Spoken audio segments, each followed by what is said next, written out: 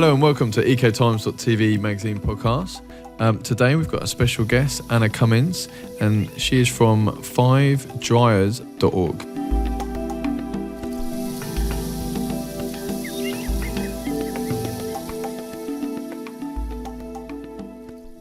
I'm your host, Alex Strong. Anna, are you there? I'm here. Can you hear me?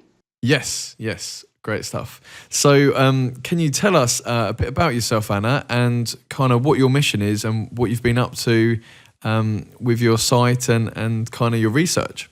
Sure. So I've always been interested in sustainability since I was a kid, but in the early 2000s, I heard about this issue of plastic pollution in an area of the ocean we call the North Pacific Gyre, more popularly known as the garbage patch. And I was fascinated. No one was really talking about this issue. I was in graduate school at the time, so I vowed to get more involved. I educated myself. I eventually did some volunteer crewing for an organization that was studying this issue, and I saw the issue firsthand, and it was shocking to me. So then in 2009, my now husband, Dr. Marcus Erickson, and I decided to start a new organization to expand the knowledge and the science on this issue to a global level. Because prior to our organization 5GYRES beginning, there was zero research about plastic pollution in the southern hemisphere. But let me first explain quickly what a gyre is. So every ocean has this circular current system. It's like a massive vortex in the ocean. It's a natural phenomenon. But what's not natural is that all of the floating plastics, the disposable convenience culture that we all see littering our streets, winds up in these gyres, gets trapped in these circular current systems, and is causing big problems for marine ecosystems, for the wildlife that live in these oceans, and ultimately for you and I. So that was our inspiration in 2009 to start 5GYRES.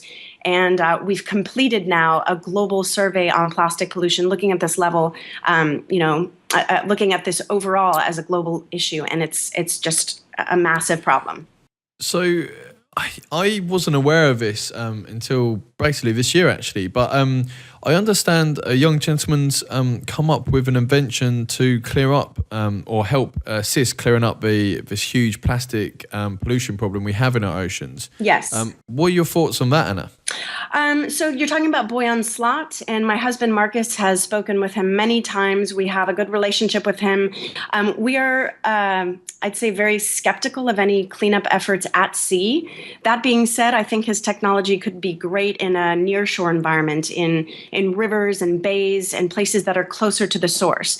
When you get out to the ocean, we feel pretty strongly, having done some 50,000 miles of surveying and studying this issue, that the solutions are best left upstream. And what I mean by that is the closer to the source of the problem that you go, the more effective your solution is going to be. Out at sea, this problem is so diffuse and spread out that the ocean is just not where we should be going to clean up plastics. But nearshore environments, on islands within the gyres, on coastlines, and even better, all the way upstream to manufacturing and design and policy, that's where we think the real solutions are. I see. So what exactly is his suggestion to clear it up, Hannah? He's created a device, and he's an amazing young man, very resourceful, a very smart engineer that is going to be filtering, basically, kind of filtering plastics at sea. And like I said, that could work really well in marinas and ports and places where there's going to be a lot of plastic. But out in the ocean, it is so diffuse. Your efforts would be better spent, in our opinions, cleaning up plastic on shorelines where it's just much more concentrated.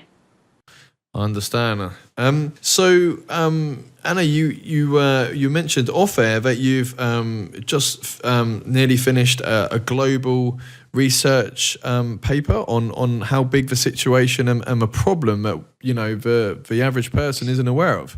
Exactly. We've completed that research. My husband is a scientist, and he's been working with seven other scientists around the world to compile all the data out there and put it into the most accurate global estimate currently on how much plastic pollution is out there. And what we've come to is a really interesting finding. That paper will come out on December 10th, but I can share with your listeners that number is roughly 270,000 metric tons of plastic from 5.25 trillion particles.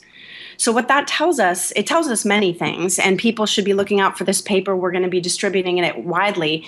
But plastic isn't ultimately staying in the gyres. The gyres, in a sense, are like a washing machine churning up these plastics into tiny particles and redistributing them around the world. Why this is a problem is plastic particles in the ocean can absorb chemicals at very high concentrations, toxic chemicals like PCBs, DDT. These little plastic particles are then eaten by organisms like fish. Those chemicals transfer into the fish's tissue and other organisms that are eating plastics. And that ultimately winds up in the food chain on our dinner plate. So plastic is a carrier for pollutants, transferring these pollutants into the food chain and ultimately into our bodies. So the bigger picture is that due to this plastic pollution problem that, is somehow getting into our ocean, is that we're actually poisoning the fish that we eat. So what can we do, Anna? What's kind of, oh, sorry, do you want to finish what you're saying? Yeah, I just wanted to share on a personal level. I actually did a body burden test in 2009 looking at the chemicals in my own body. And we found in my blood serum trace levels of PCBs, DDT, PFCs, and flame retardants. I'm from California. We use a lot of flame retardants. And most of us now carry this burden of synthetic chemicals in our bodies. Now, that's not to say that plastic is the only way they get into our bodies. We're surrounded by this stuff. But what the science is showing us now is that plastic is one way that these toxic chemicals are getting transferred into the food chain. That is shocking. So Anna, what for the listeners that don't understand the acronyms for like PCB and all these other things, what exactly are they? Are they some sort of plastic chemical? Is that what you're referring to? No, sorry. So there are two ways that plastics can introduce chemicals into our body. Plastic is made from natural gas, petroleum, and in order to make plastic into its various forms, like to make it soft and pliable or to make it hard and durable, we add synthetic chemicals to plastic for water bottles and for you name it. So those chemicals can get into our food and water, and that's one way we're exposed. The other way is that chemicals that we use in our fields as pesticides, oil drops coming from our car, all these different chemicals in our society wash into the oceans through rain. And in the ocean, these chemicals are attracted to plastic. There's this perfect synergy between the two, and plastics are like a little sponge for chemicals. So those are the two ways that these chemicals can get from plastic into the food chain and ultimately into our bodies. I'm guessing here. I mean, I'm not a doctor or a scientist, but I'm guessing these plastic chemicals that are getting into our food chain could cause cancer or similar health issues. Yeah, exactly. A lot of these chemicals are known to be endocrine disruptors or hormone mimics. They can actually mimic hormones such as estrogen. It's really difficult to know exactly how these chemicals affect the human body because this is such new science. But many of these chemicals have been linked to miscarriages, to reproductive disorders, to various forms of cancers. So there's enough science out there to suggest that we should really proceed with caution. And we should really demand that the companies that make these products have to prove that they're safe instead of us having to prove that they're dangerous. So, in terms of plastic, what can be done with plastic? I mean, is there any other use? Can we recycle this plastic to a positive situation here? Or, I mean, what can be done with plastic on the bigger scale picture here? Exactly. So I'm not anti-plastic. I'm speaking to you on a computer that's using plastic and cords, and I've got a cell phone, and plastic's an amazing material. The problem is that we're using it to make all these disposable products like bags and bottles and straws. If we could close the loop, and by that I mean creating systems and designing plastics in such a way that it makes them fully recyclable and fully recoverable, then we reduce the problems a lot. But if you look into your streets, and I'm sure your listeners don't have to do much more than step outside and they'll see plastic garbage in their streets, and that stuff all eventually winds up in the ocean. If that garbage had some sort of value, if people were incentivized to actually recover it and recycle it, then we'd see a huge reduction in this problem. So it seems to me the bigger picture here, if we have, say, the G20 and, all the other kind of UN nations and all the other kind of territories out there, if everyone agreed that plastic could only be used in, say, certain products like, your phone and, say, bigger consumer items, and it couldn't be used in the items that are, what's it called? Disposable. Yeah, exactly. But, there's a law against it. And then, there's, like you say, like a recycling option for all those products that have to be used with plastic. That seems the perfect solution. Yeah. I mean, it really, the problem or the solutions, I say, should really start with design and policy. But I do want to give people some hope. What can your listeners do today? One is people can just be more mindful of the choices that they make. Instead of taking a plastic bag, bringing a reusable bag with them. Instead of taking a plastic water bottle, using a reusable. So there are lots of small things that individuals can do just to reduce their plastic footprint. But then on a larger level, people can get informed and pressure the companies that they support to make better products and pressure legislators to do something about this. And for example, I have a really positive example from California, where I live. It took many, many years, but California is now the first state in the United States to ban plastic bags. And that's really exciting. And what that means is that people very quickly learn to start bringing their own bags with them. So we're capable of going back to the way things were. And I'm really hopeful that we'll see more solutions like this. I would like to thank our sponsor this week, which is ECOTIMES magazine. They cover everything green. Magazine is on the iPad and iPhone. They cover eco travel, amazing eco travel resorts, organic recipes, so amazing recipes to cook, eco gadgets, what's latest gadgets in eco, amazing eco transport, so battery powered bikes, hybrid cars, battery powered cars, renewable energy, what's the latest in renewable energy, in terms of all the different innovative ways we can get energy. Eco how-to, so for example, how to build your own solar panel or own house or something along those lines. They cover eco architecture, so like eco building. They cover tiny houses, which are amazing small houses on wheels, which you should definitely check out if you haven't seen them. They cover all eco news, so what's been going on in the week, and organic food growing techniques. Anything green really, and it's a weekly magazine and it's on the iPad and iPhone or iTunes. So the link is below, so please enjoy. And now we get back to the show. Thank you very much.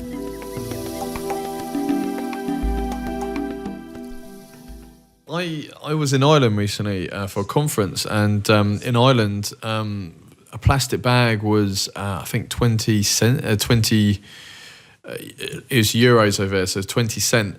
And it's like, well, that's a lot. Usually it's like 5p or 2p or something. So that's a big deterrent as well. But I think, like, on a bigger scale, we need these world leaders to put the legislation in so that any disposable items cannot be plastic. Yeah. That is a bigger picture. But the other bigger picture question is, Anna, is one, how does this plastic get into the ocean? And two is, what is the global macro picture with this, like this other gentleman with his invention of clearing up this situation? Is there any other amazing inventions out there that can help clear us? But I'm curious how it got there.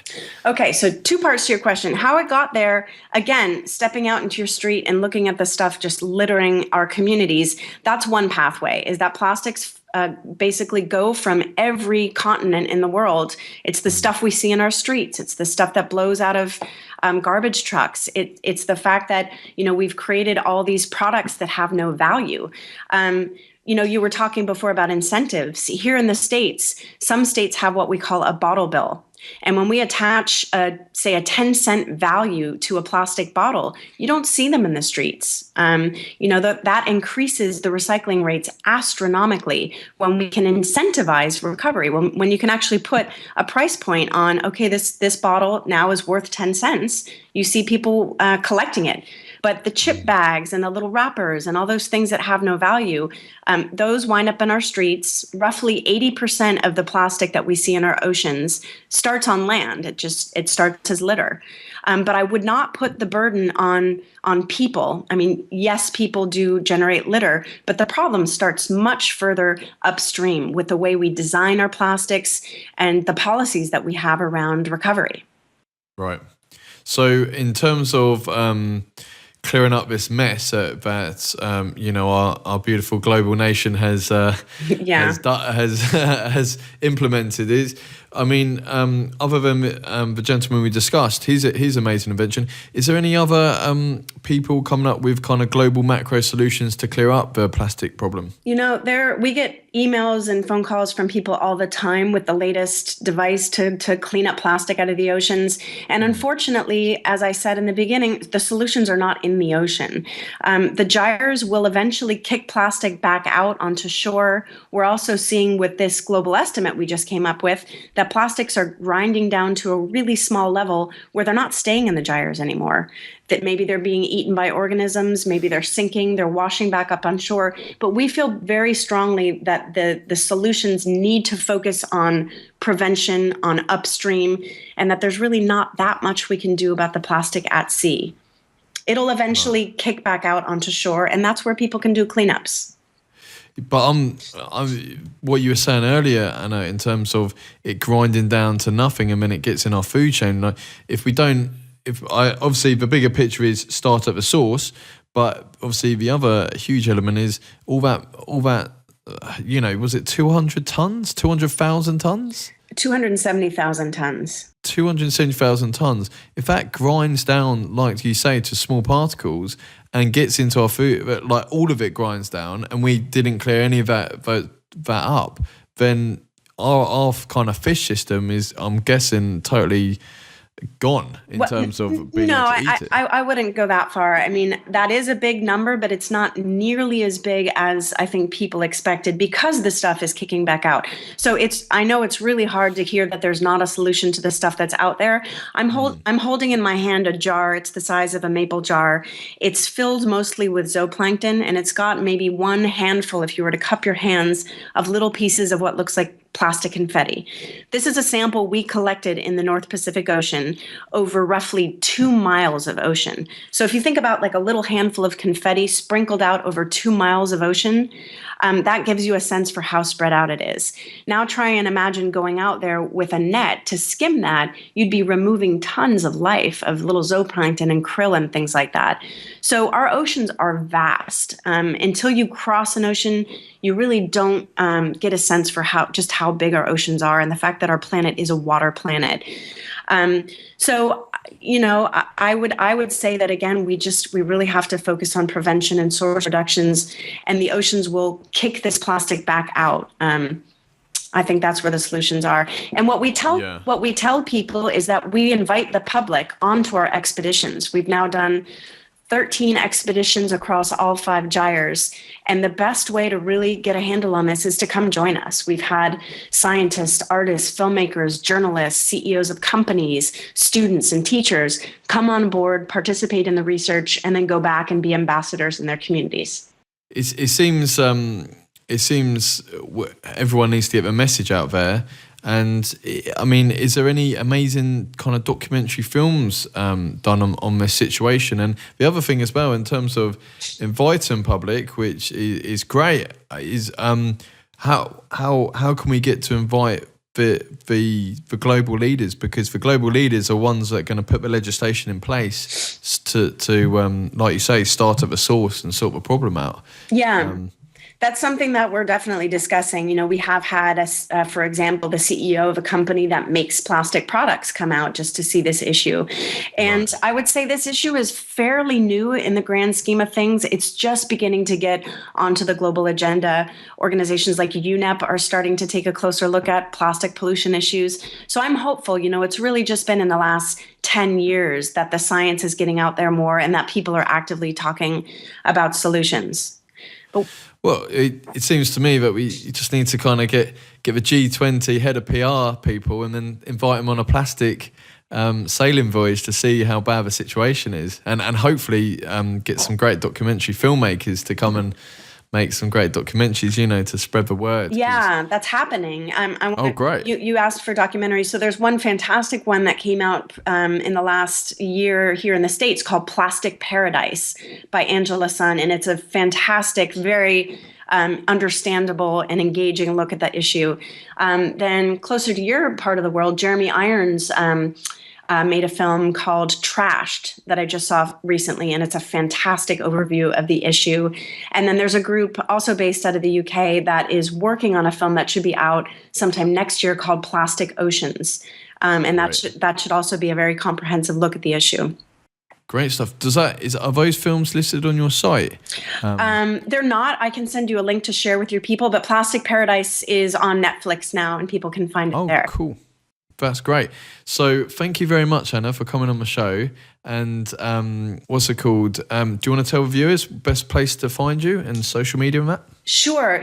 And if I could share one more really quick Yes, thing. go for it. So, we've done most of our research in the oceans. A couple years ago, we looked into the Great Lakes here in the United States, and we found a really interesting problem that has a clear solution. So to not be too depressing, this one has a clear solution. We found a lot of microplastics that we trace back to personal care products. Things like toothpaste, facial scrubs, body washes, exfoliants are now using plastic microbeads to replace natural materials. The good news on this is that we were able to bring this to people's attention. There is a solution. We're introducing legislation to ban the sale of these products, and we would love for people to take action, sign our petition. Just a few months ago, Crest announced that they're going to phase these microbeads out. So there are solutions happening, and it's little by little. And people can go to our website, 5GYRES, GYRES.org, to find out other ways they can get involved.